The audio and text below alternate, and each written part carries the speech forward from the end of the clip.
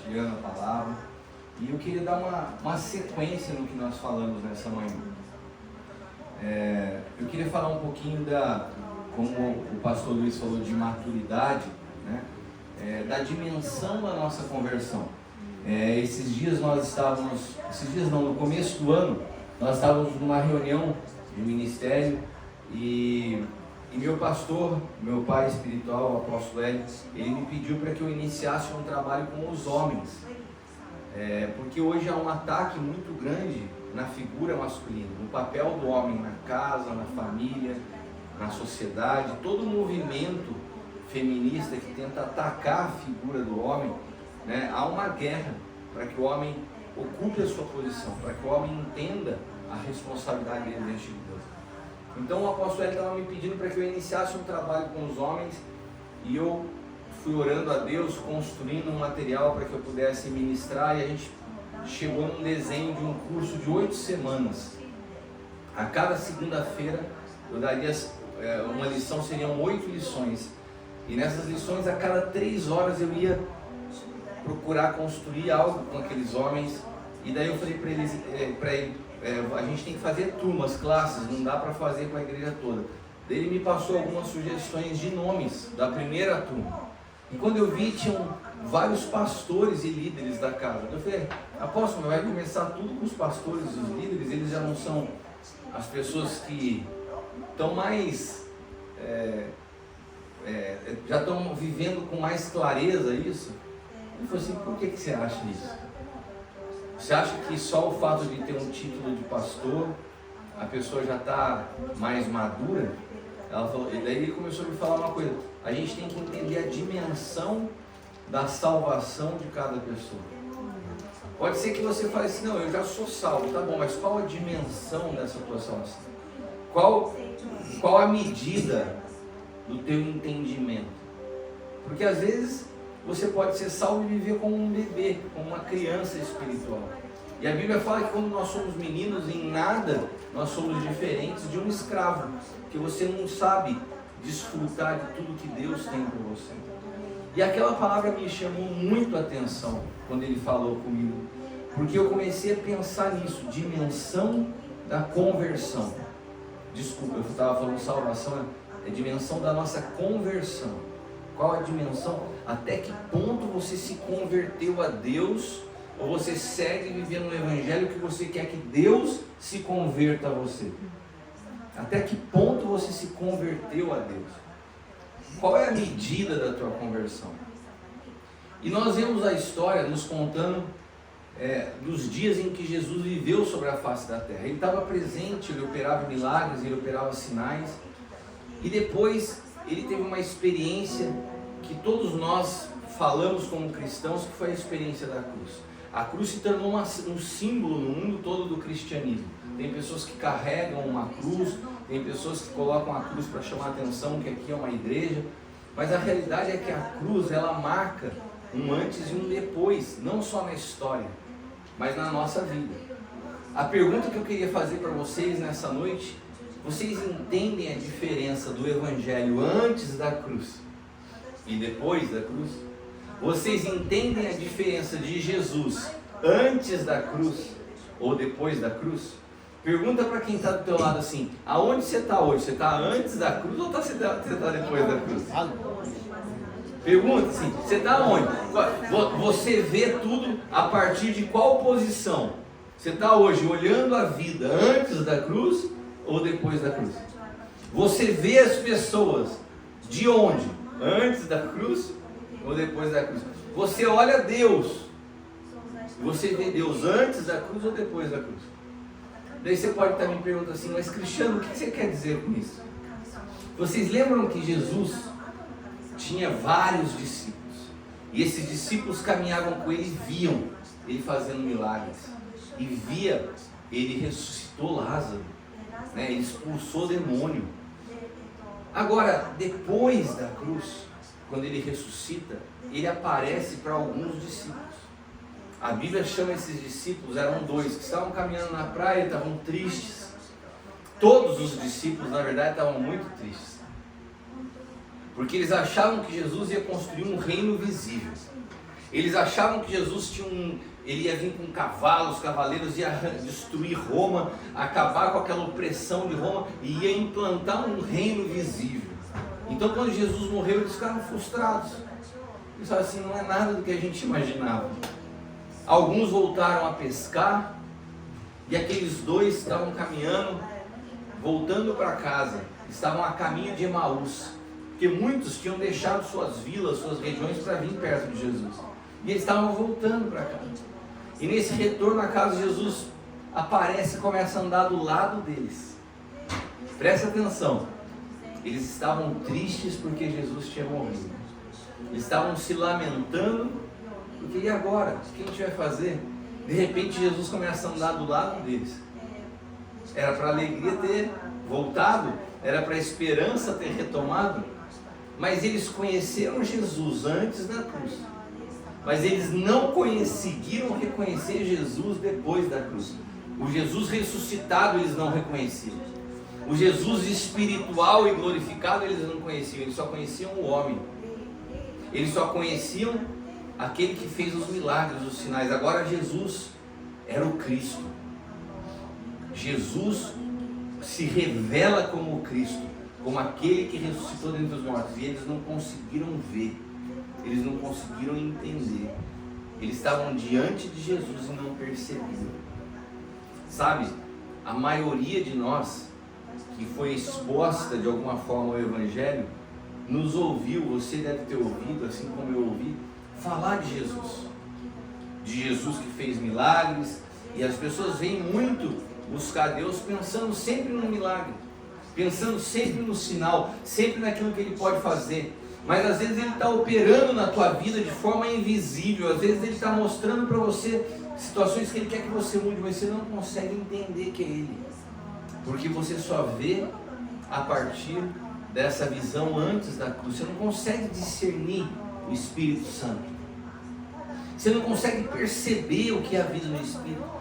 E se eu falar para você que hoje o Evangelho está lotado de pessoas que vivem uma vida antes da cruz, só conhecem esse Jesus, o Jesus da história, aquele que fez milagres, você sabe citar vários versículos bíblicos, você conhece a Bíblia, mas você não conhece o Cristo ressuscitado, que se move através do Espírito Santo sobre a face da terra. Nós não conseguimos discernir. E o que acontece é que você vive como aqueles que viviam antes da cruz. O que eles queriam de Jesus? Eles queriam os milagres. Eu vejo uma geração de pessoas que só caminha atrás de Jesus buscando um milagre. E se eu falar para você que o milagre é a parte mais rasa do cristianismo? O milagre, Jesus fazia os milagres para chamar a atenção das pessoas para algo mais profundo. O milagre era só uma isca para entender o que era uma vida no Espírito, para entender que existe uma vida eterna, para entender que nessa vida eterna, tudo aquilo que a gente precisa de milagre, nessa vida eterna já não tem necessidade. E essa vida eterna não é depois que você morrer, não, ela já começa hoje. Hoje, você já pode experimentar a eternidade agora. E quando você está nisso, quando você está nessa dimensão depois da cruz, as suas necessidades mudam, seus valores mudam. Só que aqueles discípulos não conseguiam entender. Sabe o que a Bíblia fala? Se você vive com Cristo no Espírito, os milagres vão te seguir. Estes sinais seguirão os que creem. Ou seja, se eu creio, se eu vivo uma dimensão do Espírito, os milagres eles vêm atrás de mim. Então eu preciso, olha que interessante, se eu estou em Cristo, os milagres estão atrás, me perseguindo. Agora, se eu estou antes da cruz, o milagre para mim está na frente, ele é um alvo. Então tem pessoas que elas vivem até hoje buscando um milagre, buscando aquilo que deveria estar correndo atrás delas, porque elas estão numa posição errada. Se eu estou depois da cruz com Cristo ressuscitado, os milagres estão me perseguindo. Eu estou andando e os milagres estão me acompanhando. Agora, se eu estou antes da cruz com uma visão limitada de um Jesus natural, eu estou sempre correndo atrás de um milagre. Você já viu pessoa que a vida inteira você fala, como que você está, irmão? Estou precisando de um milagre, estou precisando de uma bênção, estou precisando que o Senhor resolva minhas finanças, estou precisando que Jesus resolva o meu casamento. A pessoa está sempre precisando. Agora, quem caminha com Cristo, ele está passando por tribulações, ele pode passar por aflições, pode passar por situações que ele nem entende, mas ele está sempre avançando. E à medida que ele avança, os milagres vão acontecendo. É incrível. É incrível. Eu tenho visto todos os dias, todas as semanas da minha vida, eu vejo Deus fazer grandes coisas. Para mim, não. Muitas vezes não. Mas através de mim para outros. E quando eu caminho com Ele, eu vejo Deus fazendo. Eu falei para vocês nessa manhã, eu tenho visto pessoas que estavam anos no homossexualismo se transformadas pelo Espírito Santo. Vi uma mulher que estava com câncer no pescoço, uma amiga nossa. Eu orei por ela num dia, no outro dia o negócio sumiu do pescoço dela. Ela foi no médico e falou assim: olha, eu não entendo. O câncer era do tamanho de um pêssego. Era desse tamanho assim. Agora está que nem uma uva passa, secou. O que você fez? Como que você explica? Agora, nós não corremos atrás do milagre. Eles seguem atrás de nós. Os sinais seguirão os que creem. Ele não é o alvo da nossa vida, o nosso alvo é Cristo. Agora, quando a gente está nessa posição invertida, a gente não consegue entender a realidade do Evangelho no Espírito, a gente acaba se tornando pessoas que estão vivendo sempre em busca de algo, em busca de um milagre, em busca da transformação, e você não consegue viver e desfrutar da vida de Cristo. Sabe, isso é tão sério, que Jesus, quando ele foi começar a vida dele, ele quis deixar bem claro o papel do milagre na nossa história. Se eu perguntar para vocês aqui, qual foi o primeiro milagre que Jesus fez, quem sabe me responder? Água em vinho. Vocês lembram dessa história como foi? Jesus foi convidado a ir num casamento com a sua mãe, com o seu pai, levou um monte de bico na festa, levou os seus amigos. Você imagina, você convida uma pessoa, hoje em dia você vai fazer, por sinal hoje tem um casamento de uma pessoa que eu gosto muito lá no Brasil. Imagina, a senhora é convidada para o casamento. Lá no Brasil agora é assim, ó, se você convida uma pessoa, você tem que dar um nome, a pessoa tem que dar um nome, se ela vai e se vai convidado, porque a festa ela é feita para um número certo de pessoas. Você tem que entrar com o convite, porque eles compram buffet, pagam coisa, então só vai quem está convidado e se confirmou que ia. Então naquela noite tinham mandado um convite para José, para Maria e para Jesus. Jesus falou: eu vou. Só que ele levou uma renca de gente junto. Eu acho que os donos da festa, quando viram, falaram assim: meu Deus do céu, que esse cara chegando. Jesus andava sempre meio em bando. E daí chegou um montão de gente que não foi convidado. Mas ele entrou na festa. Daí o vinho acaba. Por que você acha que Maria foi falar com Jesus? Eu acho que Maria estava com vergonha do dono da festa. Porque ela viu que o vinho acabou, acho que ela se sentiu meio responsável. Eu trouxe meu filho, e meu filho veio com esse bando de amigos, por isso que acabou o vinho. Daí ela falou assim para Jesus: Jesus, faz alguma coisa. Ele falou assim: mulher, não tem nada a ver com essa história, não vai chegar na minha hora. Mas, como todo filho, às vezes respondeu assim: ó, mãe, não vai chegar na minha hora, mas eu vou fazer uma situação, eu vou resolver. Daí ele vai e pede 2 talhas de água. E quando ele traz isso, você já percebeu que todo milagre na Bíblia, Jesus multiplica as coisas? Hoje de manhã a gente falou sobre 2 multiplicações de pães.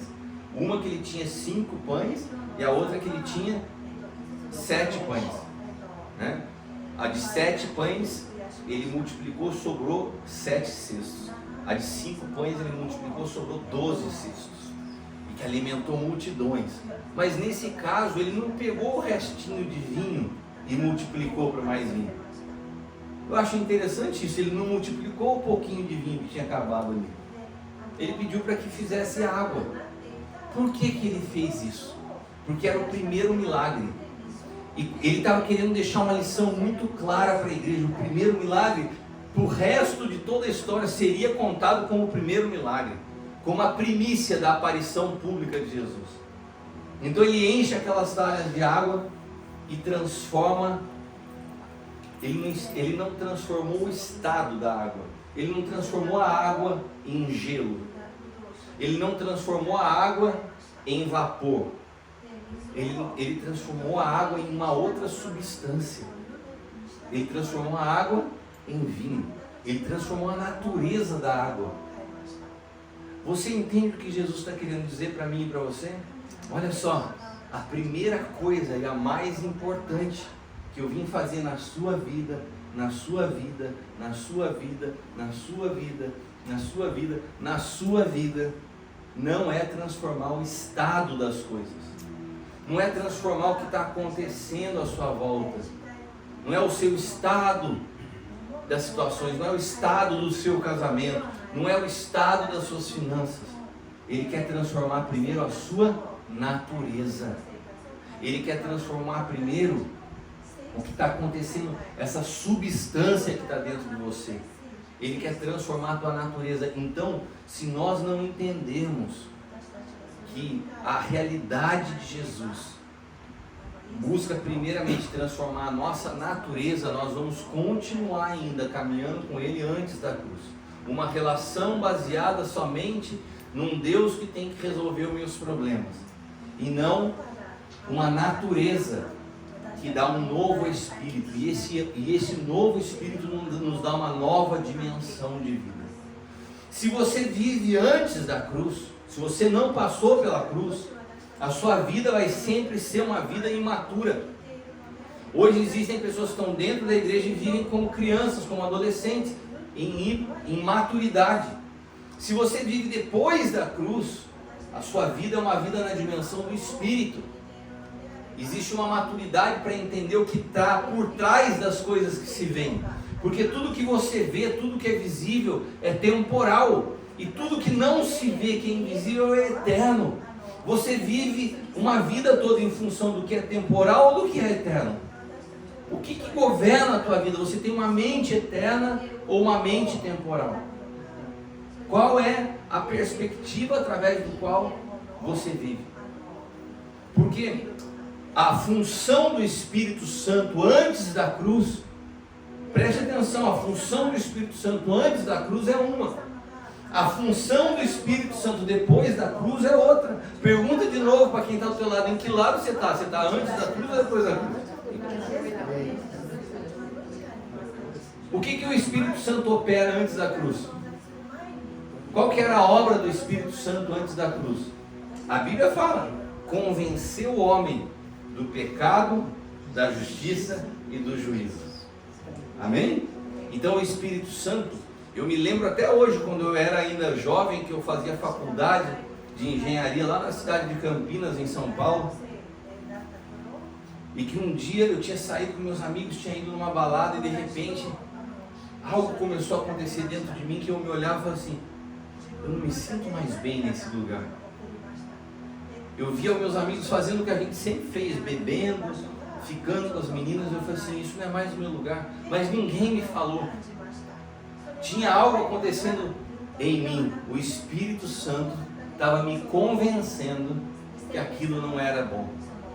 O Espírito Santo estava me mostrando que aquilo ali desagradava a Deus. Porque a obra dele, antes de nós passarmos pela cruz, é Ele que nos convence daquilo que está errado na nossa vida. Agora, quando você tem uma experiência com a cruz, e a cruz te rasga, ela rasga o teu homem exterior, e você passa então a experimentar o Espírito Santo habitando em você, a obra dele é outra.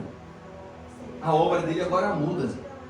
Agora a Bíblia fala: o Espírito vem habitar em nós, e é o Espírito Santo em nós que fala com o nosso espírito e nos convence que nós somos filhos de Deus.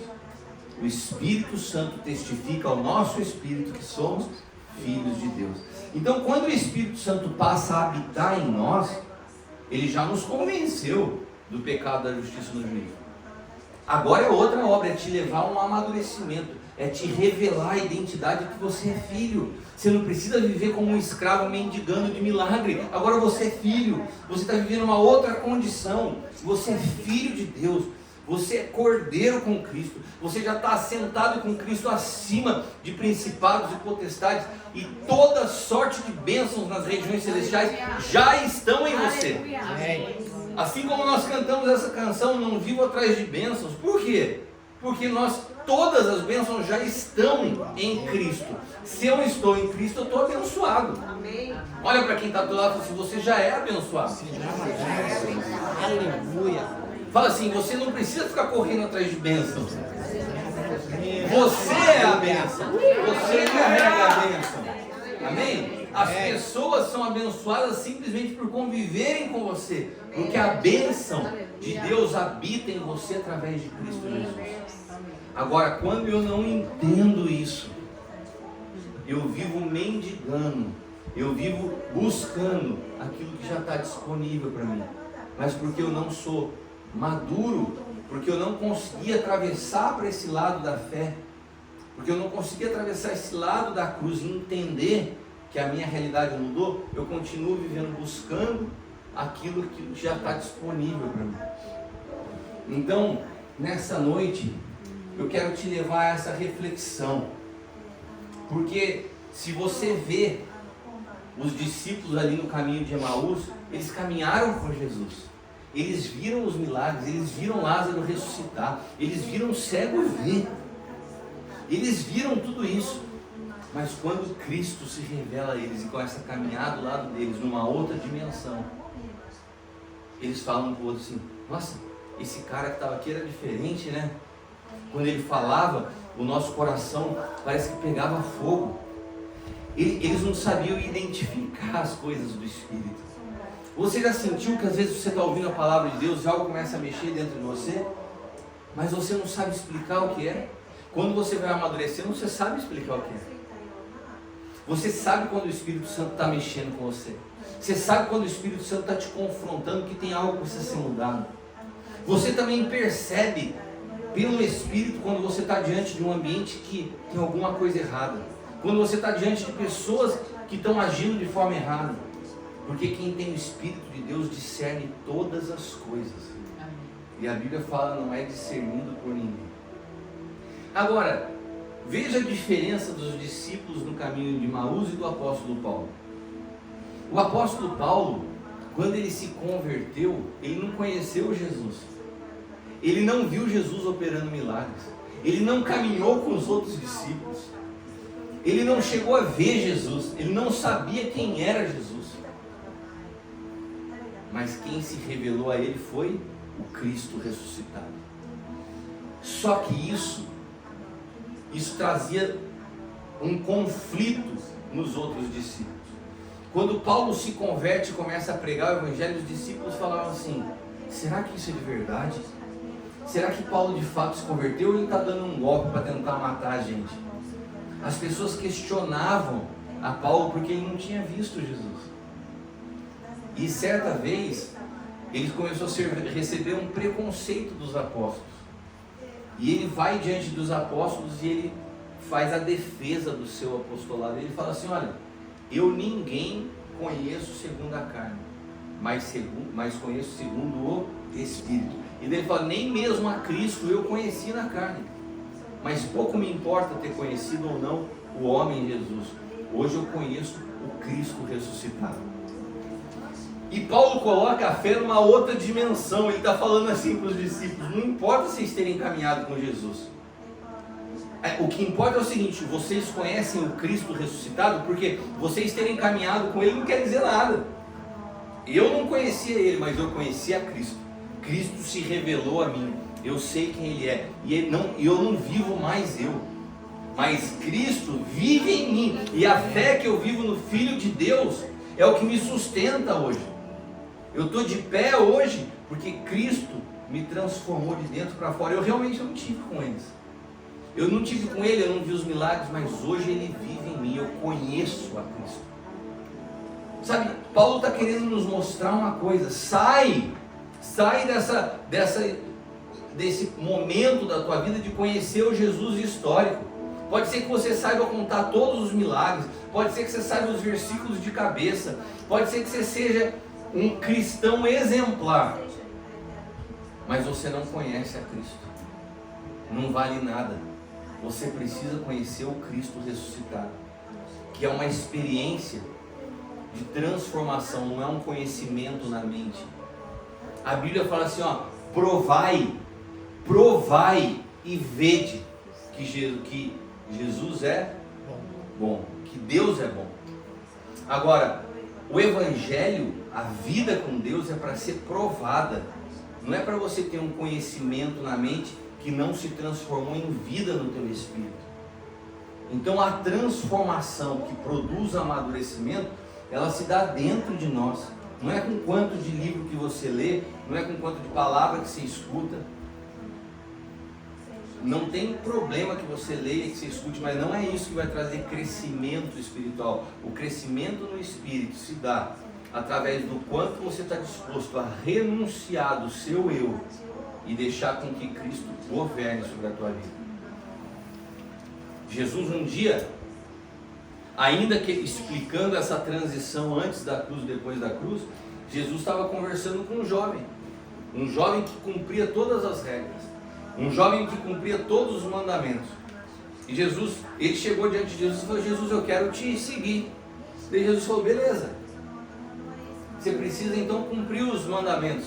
Ele falou: eu tenho observado todos os mandamentos. E Jesus repetiu para ele: não matarás, não roubarás, não... Ele falou assim: pode repetir todos. Honrar pai e mãe, tenho obedecido todos eles. E Jesus falou: então está muito bom, só te falta uma coisa, vai, vende tudo que você tem, toma a sua cruz, nega a si mesmo, porque todo aquele que quiser seguir a mim tem que tomar a cruz e negar a si mesmo. Daí ele falou assim: nossa, agora você me pediu uma coisa difícil. Cumprir lei você pode conseguir.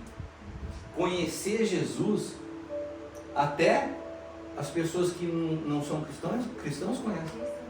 Agora, a base do cristianismo, daquele que pode ser chamado cristão, filho de Deus, é negar a si mesmo. Negar a si mesmo é a única coisa que pode ser efetiva no teu processo de amadurecimento. Como o pastor Luiz disse, quando a gente reconhece que não pode caminhar sozinho, quando a gente reconhece que a gente precisa se sujeitar a alguém, que a gente precisa ser pastoreado, que a gente precisa de alguém nos ajudando, que a gente precisa ser parte um do outro. É esse processo de humildade que vai nos tornando semelhante a Cristo. O ser igreja. Hoje tem muita gente que fala assim: não, eu não preciso ir à igreja, eu sou igreja. Você sabia que essa palavra ela não existe? Eu sou igreja, essa frase, ela não tem nem como ser dita, porque a palavra igreja, que é a palavra eclésia, é um substantivo coletivo. Ela não existe, não tem como você falar sou igreja no singular. Eu não consigo ser igreja sozinho. Essa história fala assim: ah não, Jesus habita em mim e eu sou igreja, e por isso eu não preciso. Isso é mentira. Eu só sou igreja se eu estiver com você. Se eu der a mão para você e falar assim: olha, nós somos igreja, tá certo. Se eu estiver sozinho e falar assim, eu sou igreja, tá errado. Porque a palavra igreja, ela só existe no coletivo. É a mesma coisa que a palavra cardume. O que é cardume? Cardume é um grupo de peixes que juntos são cardume. Não existe a palavra cardume para um peixe sozinho. Não tem nenhum peixe sozinho que pode falar, eu sou um cardume. Seria uma loucura, ele só é um cardume se ele estiver junto com outros peixes. Nós só somos igreja se eu souber o que é a vida no corpo de Cristo. Nós somos o corpo de Cristo sobre a face da terra.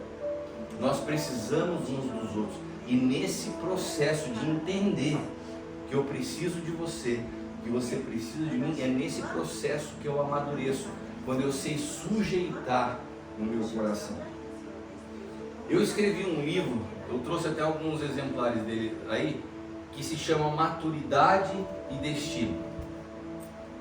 Maturidade e destino fala exatamente a importância da Bíblia nos mostrar que o cristão precisa amadurecer. Não basta só você aceitar Jesus, você precisa amadurecer. Você precisa crescer na estatura de Cristo. E a Bíblia fala que os 5 ministérios que Deus deu, uns para apóstolos, outros para profetas, para pastores, evangelistas e mestres, tem um único fim: nos levar ao amadurecimento. É o aperfeiçoamento dos santos até que todos cheguemos à estatura espiritual de Cristo. Então, por que existem os 5 ministérios? São títulos? Não. São ferramentas, cada um se move de um jeito, mas a função de todos é contribuir para que você cresça na estatura de Cristo. E a Bíblia fala assim, até que todos alcancemos a estatura de Cristo. Ou seja, a igreja só vai ser efetiva na sociedade a hora que nós amadurecemos, a hora que Cristo possa ser visto em nós, a hora que esse processo se completar em nós. Então nós precisamos nos submeter, nós precisamos nos render para que o Senhor complete essa obra em nós, para que nós possamos amadurecer. Porque só com o amadurecimento da igreja o mundo vai crer. A Bíblia fala que a criação, ela tem expectativa, ela anseia pela manifestação dos filhos de Deus, não dos evangélicos, não daqueles que conhecem a Jesus, mas dos filhos. E essa palavra filhos é a palavra ruio, que é filho maduro. Sabe, o mundo hoje está cansado de gente que se diz evangélica, mas não sabe manifestar o amor de Deus, porque a criança, ela é egoísta. A criança, ela se preocupa com ela mesma. Só alguém que é um filho maduro começa a viver não em função de si mesmo, mas começa a entender que a importância de compartilhar o que tem com outros. Então o amadurecimento na sua vida e na minha vida, o maior benefício do amadurecimento é para o corpo de Cristo. A nossa visão muda, não é mais atender as nossas vontades, mas é poder entender qual é a vontade de Deus, contribuir com aquilo que Deus está fazendo na face da terra. Você já percebeu naquelas famílias antigas, até o pastor Luiz estava falando isso, que tem muitos filhos, o que os pais fazem quando os filhos começam a amadurecer, os mais velhos vão ajudando o pai no trabalho, no cuidado dos mais novos. Ele precisa esperar os filhos crescerem para ajudar ele. A mesma coisa Deus conosco. Ele precisa que a gente cresça para que a gente possa colaborar com o que Ele está fazendo. Agora, se você não cresce, você não tem como colaborar. Você é sempre uma criança, ainda que você seja filho, mas é sempre uma criança que dá trabalho, que precisa de ajuda, mas você não está apto a colaborar. Você não está pronto para contribuir. E aqui eu estou falando, pode ser pastor, pode ser ministro, pode ser apóstolo. Se não amadurece, está sempre dando trabalho, está sempre precisando de ajuda, e não ajuda ao pai no cuidado dos outros irmãos. Quando você vê, a Nancy estava falando de uma palavra que eu ministrei uma vez que chamou a atenção dela, eu queria até recapitular ela. Quando você vê a vida de Adão no Éden, Adão foi formado por Deus um homem perfeito, um homem maduro. E tudo que Adão fazia contribuía para o que Deus estava fazendo. Adão não acordava e falava assim, hoje eu vou na praia, vou ficar nadando, não, tudo que Adão fazia, todo o trabalho de Adão contribuía com o que Deus estava fazendo. Mas o trabalho de Adão não era pesado, era um trabalho que ele tinha prazer em fazer. Deus vinha todos os dias e conversava com ele, Adão, como que foi hoje? Hoje eu estava dando nome aos animais. Ele estava contribuindo com Deus no processo de formação. A Bíblia fala que Deus colocou o homem sobre a face da terra e falou assim, você vai guardar o jardim, você vai cultivar e você vai proteger. Quando Deus viu que aquele homem estava maduro, falou, olha, ele sabe guardar, ele sabe cultivar, ele sabe proteger. Daí ele fala assim, não é bom que esse homem esteja só. Eu vou fazer uma ajudadora para estar do lado dele nesse trabalho. Então, o homem, ele só está pronto a ter uma ajudadora quando ele aprendeu a cultivar, a proteger e a guardar. Se o homem não está nesse processo de guardar, cultivar e proteger, é melhor que ele fique sozinho. Porque se ele não sabe colaborar com Deus, ele nunca vai estar apto a ter uma ajudadora do lado dele. Então, Deus espera esse homem se formar, aprender a guardar, cultivar, proteger e falar assim, agora você está pronto a ter uma pessoa do teu lado.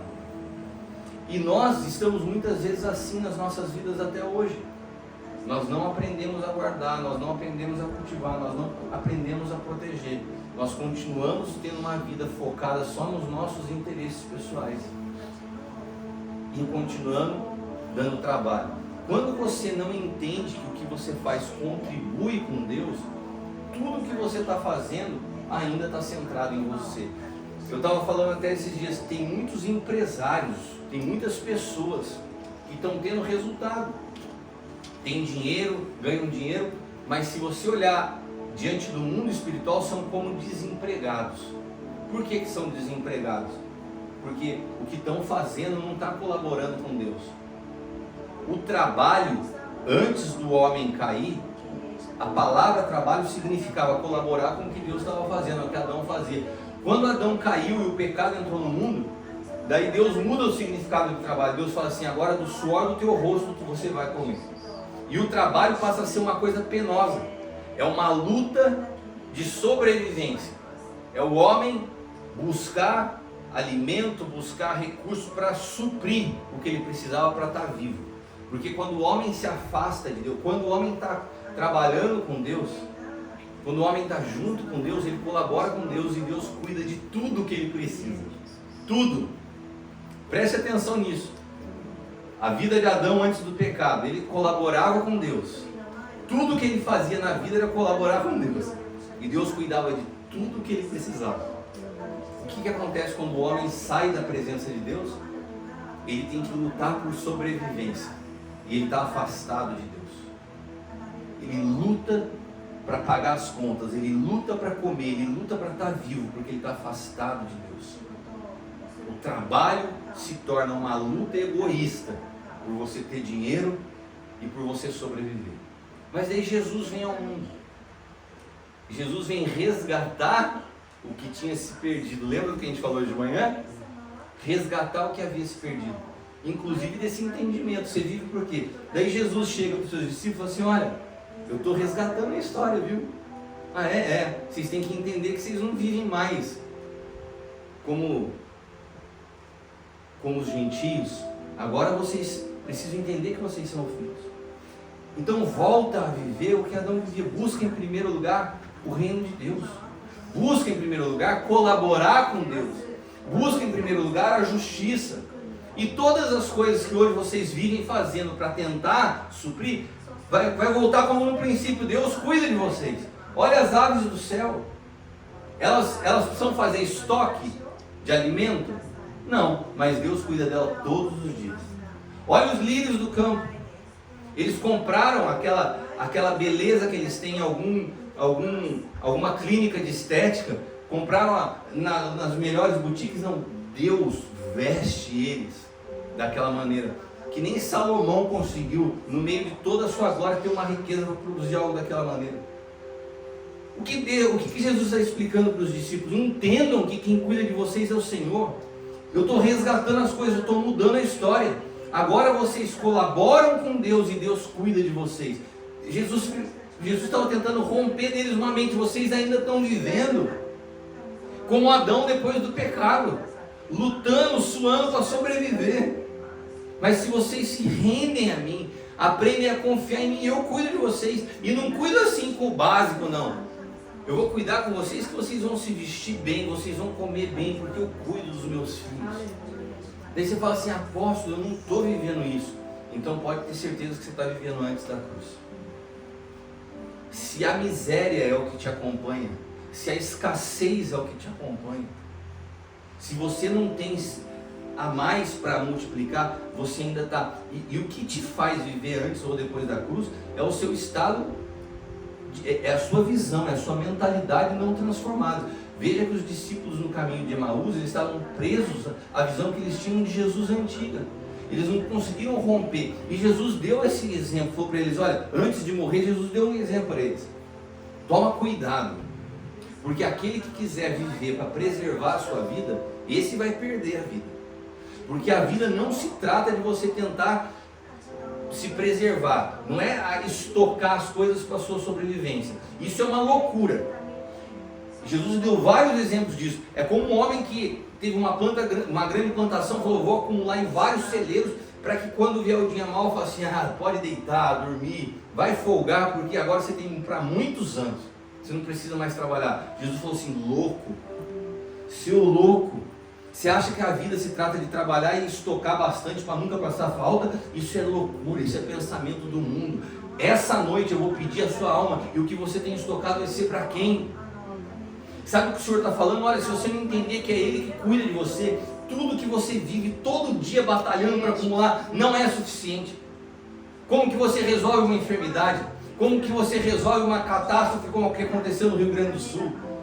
A vida está nas mãos do Senhor, e se nós não entendemos isso, a gente vive todos os dias trabalhando que nem um louco, mas vive uma vida de miséria, vive uma vida miserável. Você vai ver nos dias passar, passam-se 10, 15, 20 anos, você nem viu, porque o teu dia é acordar cedo, dormir tarde, comer o pão de dores, e você não edifica nada de eterno. Vocês acham que sair do Brasil e vir aqui eu não tenho que deixar todas as coisas para trás? Como que eu faço para... Agora, eu sei que eu estou edificando algo eterno, e quando eu estou edificando algo eterno, eu tenho a convicção que Deus está cuidando da minha casa, cuidando dos meus filhos, cuidando inclusive das minhas necessidades. Agora, isso requer renúncia. Você sai de um lugar de viver para fazer a sua vontade e se dispõe a fazer a vontade de Deus. Entender as coisas espirituais requer de nós renúncia da nossa carne, dos nossos medos, medo de faltar, medo de não ter, uma mente miserável. Nós precisamos romper com isso para que a gente possa alcançar maturidade diante do Senhor. E essa maturidade, ela restaura junto a identidade de quem nós somos. Mais uma vez, voltando ao que nós estávamos falando nessa manhã. As pessoas hoje estão caminhando sem identidade, elas não sabem quem são. E quando você não sabe quem você é, você não sabe por que você vive. Eu vou repetir. Muitas pessoas não sabem quem são. Quem dizem os homens que eu sou? Quando Jesus chega diante daquele endemoniado lá, o gadareno, na cidade de Gadara, ele pergunta para o endemoniado, quem é você? Porque há uma guerra de identidade, irmãos. O diabo quer distorcer na sua mente quem você é. E ele perguntou para aquele endemoniado, quem é você? O que ele respondeu? Nós somos muitos. Jesus não perguntou, a pergunta não foi quantos vocês são. A pergunta foi, quem é você?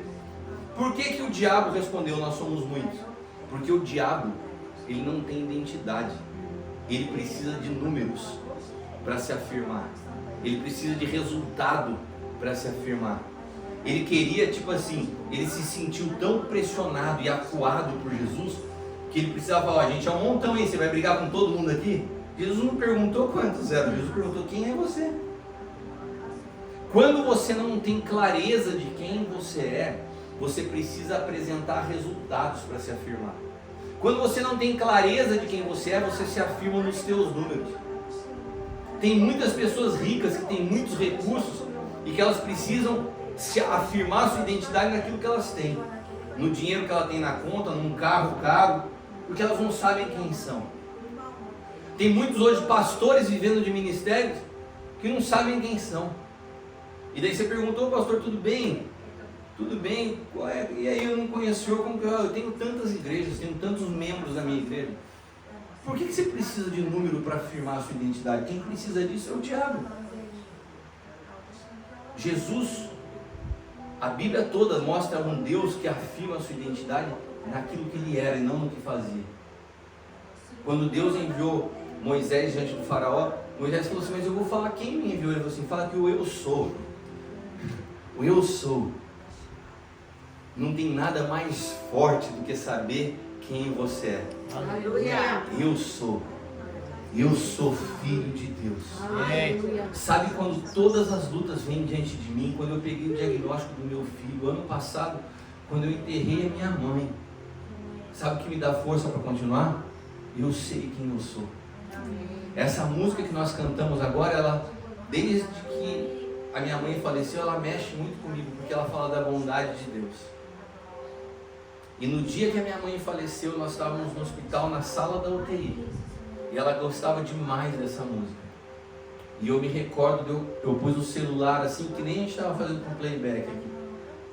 E ela já estava com aqueles equipamentos, eu ouvi o barulho dos equipamentos no fundo. E a gente começou a cantar a bondade de Deus para ela ali no leito do hospital. E daí eu ouvia que o barulhinho do coração dela, da frequência cardíaca, começava a aumentar. Ela estava sentindo em todo momento a gente cuidando e declarando que mesmo no meio da dor, Deus é bom. Que mesmo no meio da dificuldade, Deus é bom. Sabe, saber quem você é o que sustenta a tua vida.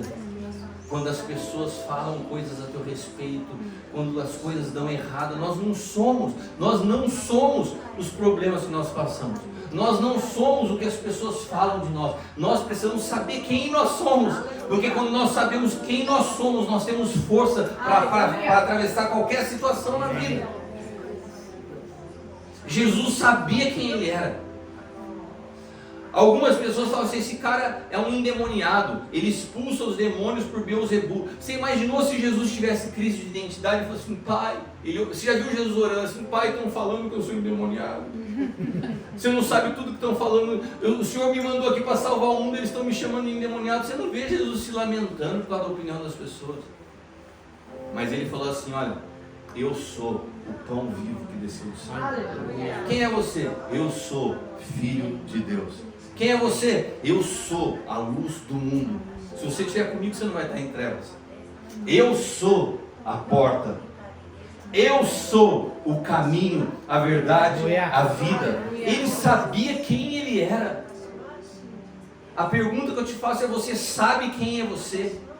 Porque se você não sabe quem você é em Deus, qualquer situação pode atingir tua identidade. E quando atinge a tua identidade, você vai ter muita dificuldade em prosseguir. Você vai sempre viver de miséria em miséria. Agora, quando você sabe quem você é, você tem força para avançar no meio da dor. Quando você sabe quem você é, quando você tem identidade, você tem destino. Quando você tem identidade, você sabe a tua origem. Chegaram para Jesus e falou, tudo bem, você fica falando que você é isso, que você é aquilo, que você é filho de Deus, como que você pode afirmar que o que você está falando é verdade? Como que você pode afirmar que você é filho de Deus? Ele falou, sabe por que eu posso afirmar? Porque eu sei de onde eu vim e eu sei para onde eu vou. E vocês não sabem. O que Jesus está querendo dizer aqui? Você só tem identidade quando você sabe a sua origem e você sabe o seu destino. E sabe qual que é o grande problema nosso como igreja? A igreja hoje, ela ainda está trabalhando as pessoas antes da cruz. Ela quer oferecer só solução de milagres, problemas, e daí você enche o culto. Campanha dos 7 dias para a sua cura, campanha para você restaurar o seu cansamento, campanha para só milagre. Agora, nós não temos conduzido as pessoas por um processo de passar pela cruz e caminhar pelo Espírito, um amadurecimento espiritual que te dá origem e te dá destino. Só alguém que entende o que é ser filho, só a figura de um pai e um filho pode falar de origem e de destino. Por que ele sabia origem e destino? Porque ele veio do pai e ele volta para o pai. Se eu perguntar qual a tua origem, você sabe me dizer? Porque tem gente que acha que a origem e o destino tem a ver com uma geografia. E não tem a ver com uma geografia. Tem a ver com uma pessoa. Se eu perguntar qual que é o teu destino, você fala, meu destino é morar no céu. Não, a Bíblia não fala isso. Jesus fala assim, Pai, eu oro por eles, para que aonde eu estiver, eles também estejam. Porque assim como eu e o Senhor somos um, e eu estou em ti, o Senhor está em mim, eu também quero levá-los para que eles estejam em mim. Jesus está falando assim, sabe qual que é o teu destino? O teu destino é Cristo. O teu destino é, e se o teu destino é Cristo, e se hoje você descobre que você está em Cristo, você fala assim, eu cheguei no meu destino. Eu não estou mais buscando alguma coisa. Eu não estou buscando um dia e morar no céu para ser feliz. Eu já estou feliz hoje porque eu já cheguei no meu destino. Meu destino é Cristo. Glória a Deus. A gente vê um bando de gente sofrendo porque não sabe entender a Bíblia e fala assim: não, um dia eu vou ser feliz. Um dia, não, o dia é hoje. Aleluia. Esse é o dia que o Senhor nos fez. Nesse dia eu me alegrarei. Por quê? Porque Ele é o meu destino. Se eu cheguei nele, eu encontrei. Amém. Eu encontrei a vida. E qual que é a minha origem? A minha origem é Cristo, porque todas as coisas foram geradas por Ele. Eu fui gerado em Cristo, de uma semente incorruptível. E se eu fui gerado em Cristo, e se eu vou para Cristo, eu descobri a minha origem e o meu destino. E se eu descobrir a minha origem e o meu destino, eu tenho então a minha identidade restaurada. Quando eu tenho a minha identidade restaurada, eu já não vivo mais para atender as necessidades da minha carne. Eu vivo para servir. Amém. E eu faço isso com amor E alegria. e alegria. E a paz de Deus, que excede todo entendimento, me faz viver uma vida por cima das circunstâncias. Amém.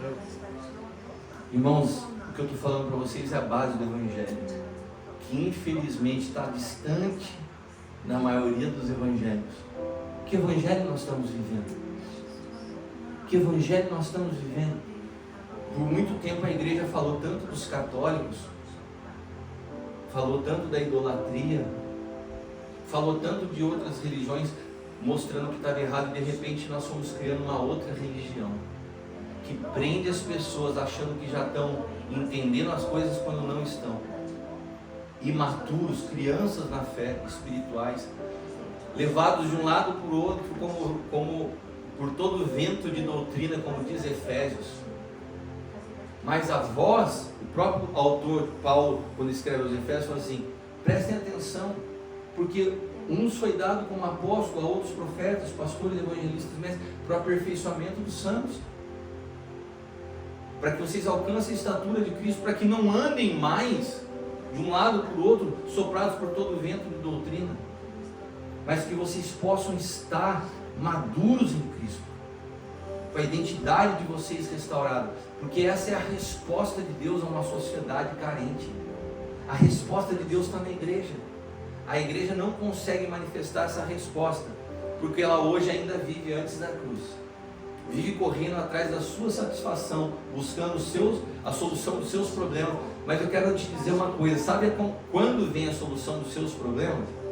Quando você colocar os seus olhos em Cristo e você vai seguindo, e daí as soluções vão vindo atrás, os milagres vão vindo atrás de você. Agora, quando você vive pela solução do seu problema, você vai passar uma vida inteira que nem cachorro correndo atrás do rabo, você não sai do lugar. Porque Deus não chamou para viver uma vida para ficar resolvendo os seus problemas. Ele fala: busca em primeiro lugar o reino de Deus, e aquilo que você está querendo hoje, que é mais importante na tua vida, vai te ser acrescentado. Vai ser acrescentado ao longo da tua jornada. Irmãos, olha para quem está do teu lado e fala assim: você precisa amadurecer urgente.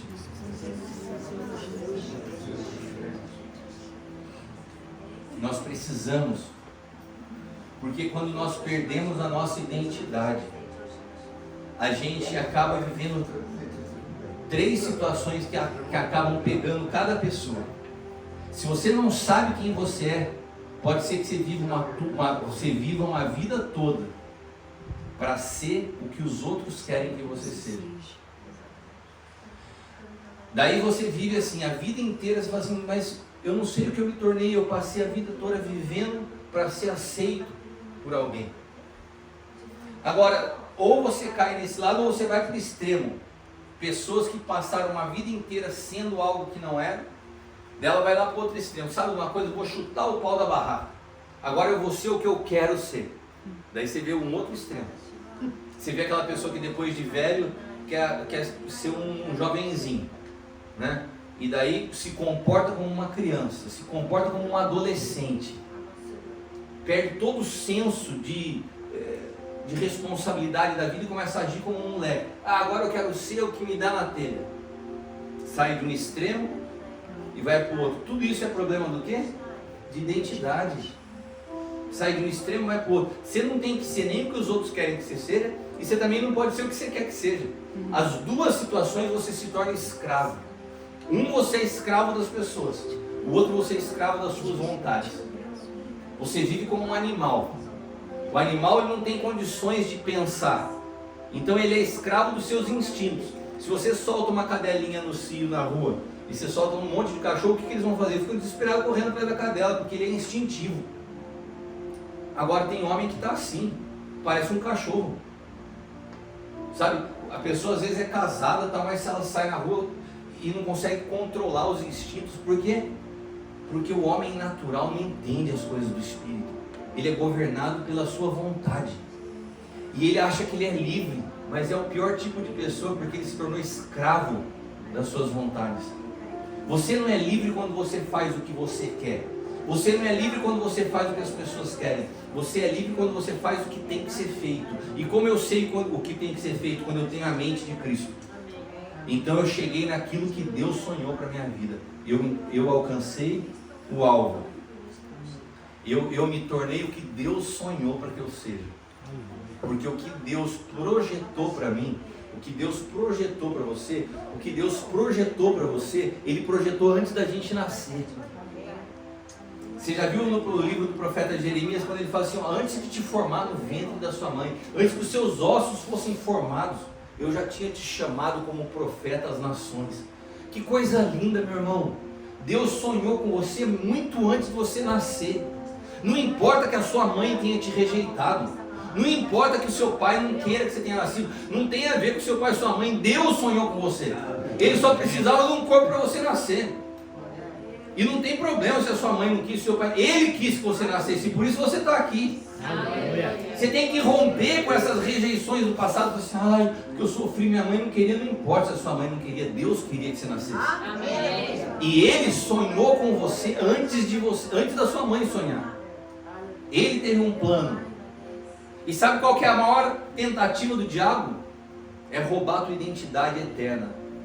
É não deixar nunca você saber o que Deus sonhou com você. Se Jeremias não soubesse que Deus tinha chamado ele como profeta, Jeremias podia ter sido arquiteto, poderia ter sido médico, poderia ter sido o que for. Ele sempre seria uma pessoa incompleta. Porque nós só somos plenos quando a gente vive o que Deus sonhou para a gente ser, e não quando a gente faz o que a gente está com vontade de fazer. Então qual que é o alvo da nossa vida? Descobrir a nossa identidade eterna. Porque enquanto a gente vai vivendo, nós vamos sofrendo marcas, traumas, rejeições, e o diabo começa um ataque, não é depois que você nasce, ainda quando você está no ventre. A Bíblia fala que no ventre de Sara havia uma guerra. Uma criança lutava contra outra criança. No ventre de Rebeca, uma guerra. Porque desde o ventre já começa uma guerra, para que o propósito de Deus não se cumpra em sua vida. Há uma guerra. Você sabe que a minha esposa, a Leila, ela cuida de um projeto social lá em Taubaté que se chama FAP. Inclusive o Roberto e a Nancy investem nesse projeto.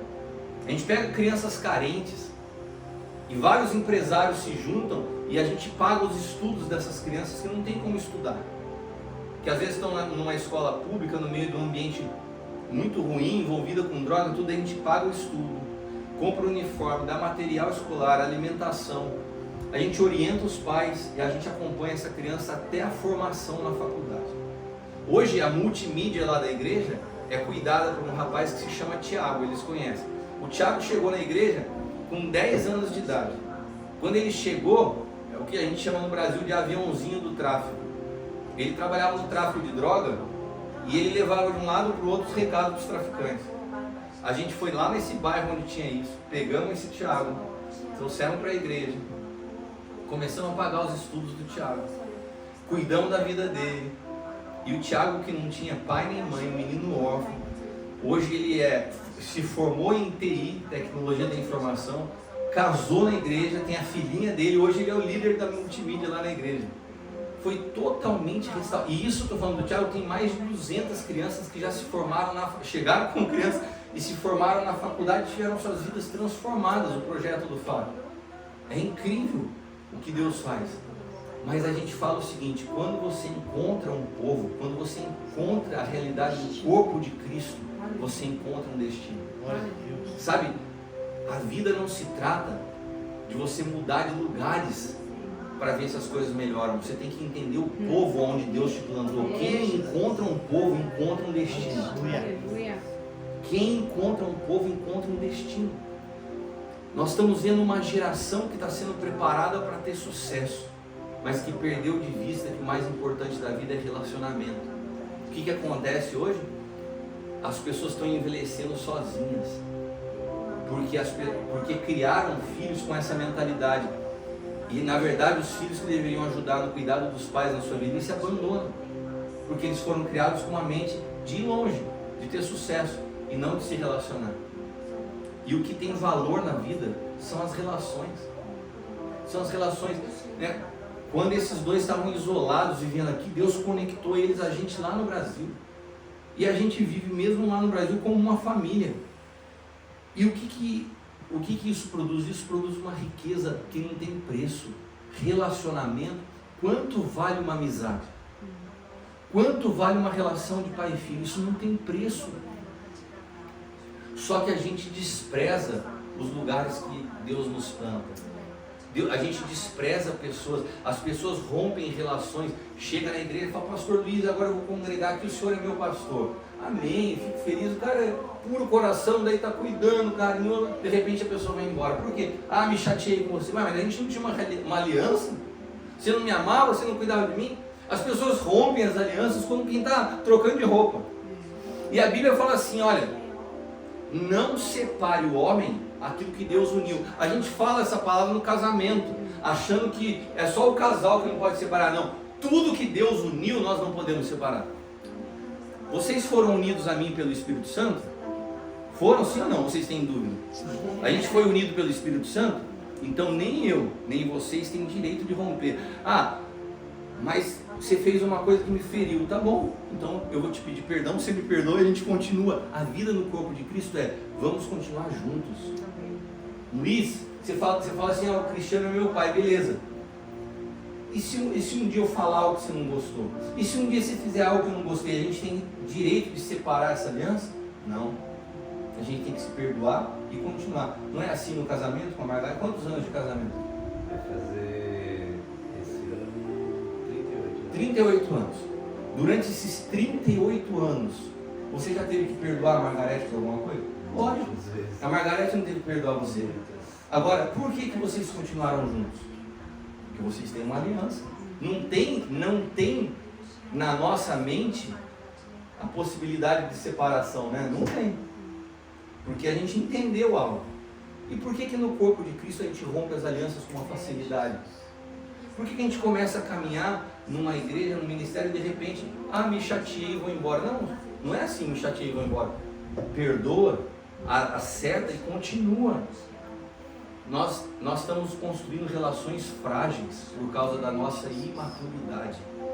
Pessoas maduras não rompem relações, elas se perdoam e prosseguem. Isso é a maturidade, mas para isso você tem que saber quem você é. Você não pode viver escravo da opinião dos outros e nem escravo da sua vontade. Quando eu estou em Cristo, eu sei que eu sou filho. Então eu não me torno mais uma pessoa frágil. Eu consigo viver entendendo e suportando quem é mais fraco, caminhando uma segunda milha, dando a outra face, porque eu sei quem eu sou. Então a identidade te dá origem e te dá destino.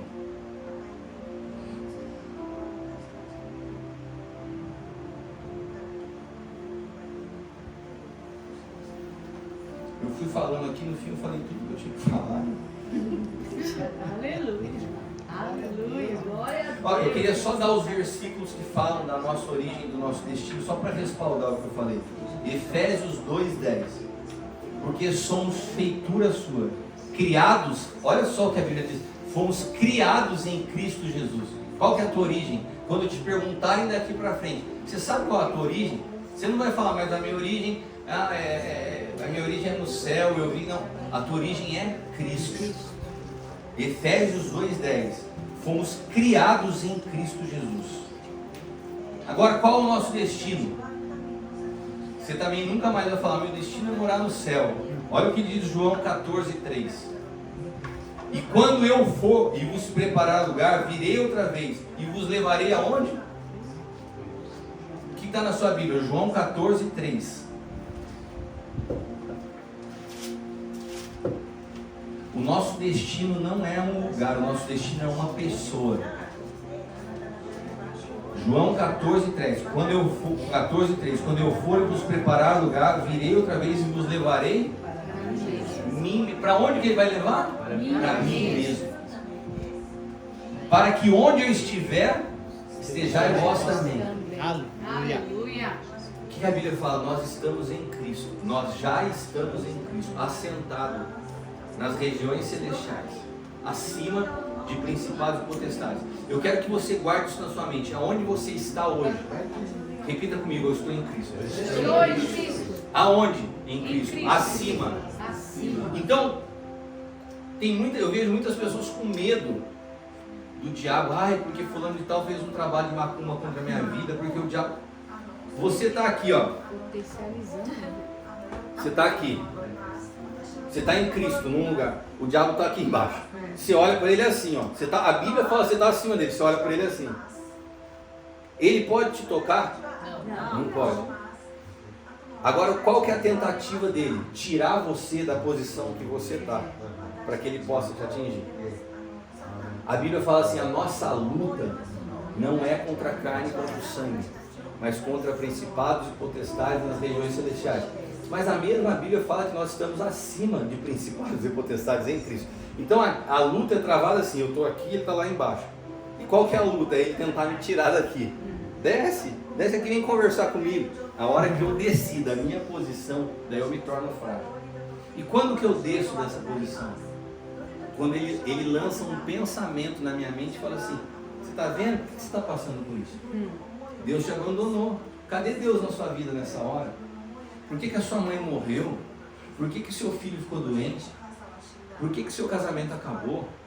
E daí quando ele começa a fazer isso, você sai da posição que você está em Cristo, daí ele começa a ter mais força na tua vida, porque ele vai atingindo a tua mente. Então a luta que a Bíblia fala, não é o diabo atingindo você, te fazendo mal, não. É uma luta, é uma guerra que acontece dentro do teu pensamento. E a gente tem que resistir ao diabo. E assim ele fugirá de vós. E como nós resistimos? Principalmente com a consciência de quem nós somos. Vocês lembram que eu falei hoje cedo? O pai falou para Jesus, esse é o meu filho amado em quem tenho prazer. O pai estava firmando o filho. E Jesus não tinha feito nada, não tinha expulsado demônio, não tinha feito milagre. Então o pai não estava, olha, eu não preciso que você faça nada para eu gostar de você, eu amo você porque você é meu filho. Se você não entende isso, você passa uma vida toda fazendo as coisas para tentar ser aceito. Jesus não estava fazendo nada. O pai estava deixando bem claro, ó, antes de você fazer qualquer coisa eu já te amo. Daí ele começa o ministério dele e vai lá para o deserto. Ele se encontra com o diabo, a primeira pergunta que o diabo fala é, ah é? Você é filho de Deus? Então transforma a pedra em pão. O contrário do que Deus falou, você não precisa fazer nada. O diabo fala, faz então se você é filho. E até hoje a guerra é a mesma coisa. É o diabo que está falando, você não é filho de Deus, por que você está passando por isso?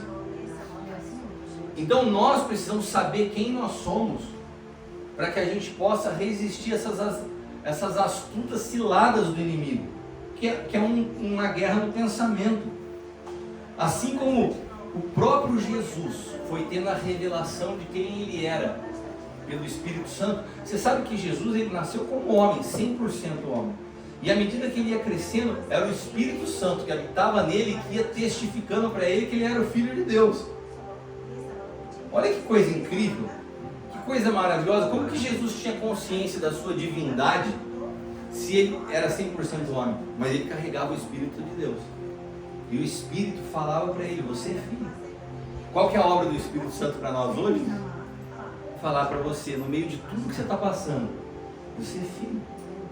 E quando nós temos a identidade nossa restaurada, uau, caramba, eu sou filho de Deus.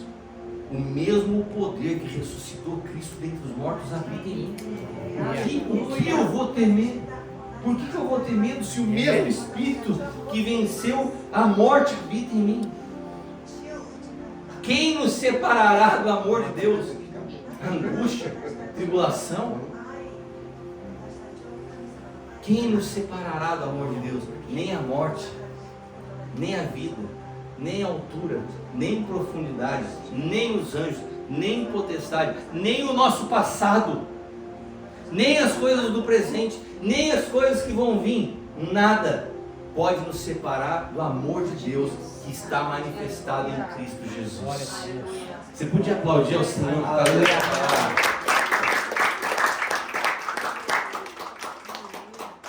Romanos 8, do 14 em diante, diz assim: todos os que são guiados pelo Espírito de Deus são filhos de Deus.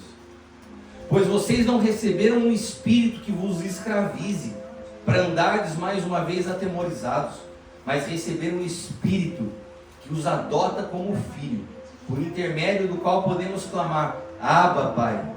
E o próprio Espírito testemunha ao nosso espírito que somos filhos de Deus. Se somos filhos, então somos herdeiros de Deus, co-herdeiros com Cristo. Realmente participamos dos seus sofrimentos, para que da mesma maneira possamos participar da sua glória. Amém? Amém. Eu quero ler só mais um texto, daí eu quero orar com vocês. Efésios 4, do 22 ao 24. Abra sua Bíblia, Efésios 4, do 22 ao 24.